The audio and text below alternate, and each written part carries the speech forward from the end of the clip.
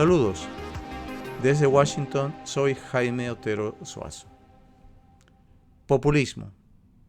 La democracia es proclamada por el discurso demagogo y populista durante la campaña electoral, pero se convierte imposible de realizarse una vez iniciada la ruta totalitaria.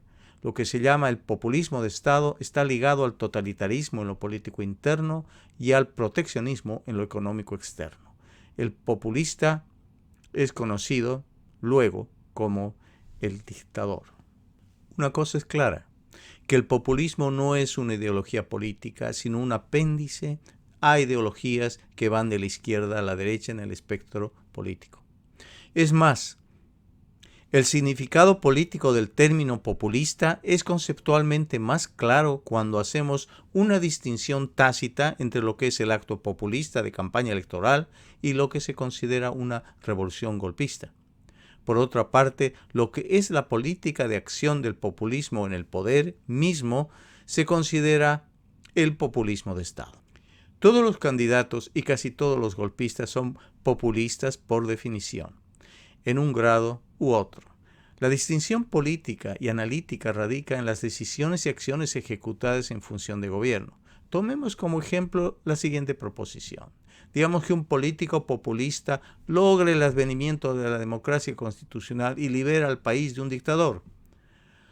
¿Condenaríamos a este populismo revolucionario como lo hicimos con el populismo de Hugo Chávez en Venezuela? Para completar este pensamiento, hagamos la pregunta crítica.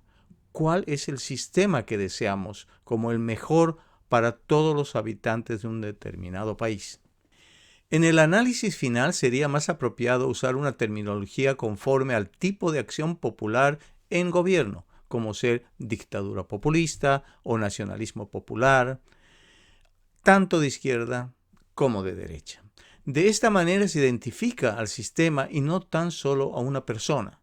Lenin dijo que no se puede conquistar el poder solamente con la verdad, pero aún así no fue identificado principalmente como populista, sino como un comunista, y esto resultó en un blanco más fácil de acertar, incluso 70 años más tarde, como todavía lo hacemos. Hablemos del populista. El líder populista se vale de la demagogia y de la propaganda política, usando su carisma personal junto a un manejo hábil del lenguaje, para elevar la bandera del antielitismo y fomentar el resentimiento popular. Su arma de división social es sitiar el concepto de pueblo unánime contra el no pueblo pluralista dentro de su doctrina política. Aclaremos, el populista rechaza el presente status quo y sus instituciones y clama mejores tiempos del ayer o los alegóricos del mañana. El populista eleva los temas de controversia social como ser la razón, la religión o cualquier condición que pueda validar la máxima de dividir para conquistar.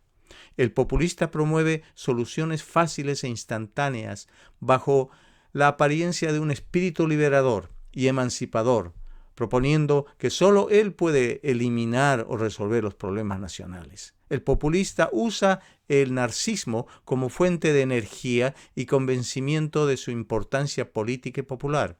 El populista intenta así dominar y manipular la cultura popular en pos del poder político.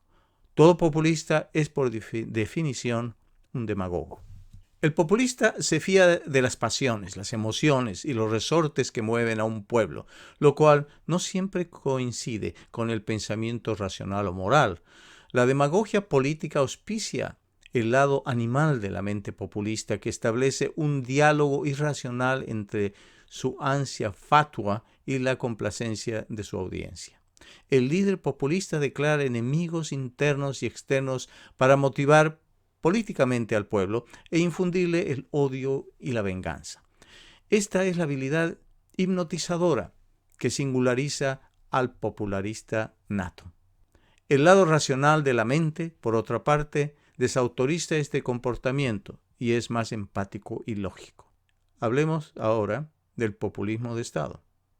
En su origen, el populismo de Estado se nutre de la inmadurez y complejidad del sistema democrático. El populismo de Estado se inicia bajo una caracterología híbrida nacional-demócrata para poder sobrevivir, donde el lado democrático toma la forma de una especie de política de consolidación y armonía, mientras que el lado nacionalista se mantiene fiel al populismo. Esta última acción apendicular mantiene la función orgánica del populismo y le permite ampliarse o desvanecerse.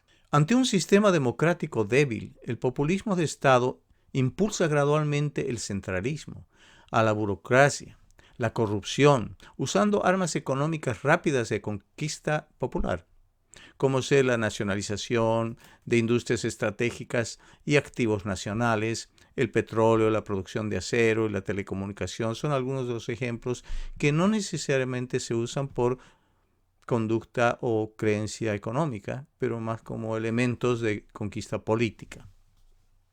El populismo de Estado está directamente atado a la geografía nacional. En este caso se entiende que mientras el mundo está compuesto por naciones limitadas por sus fronteras, los gobiernos se mantendrán protectores de este interés, la soberanía.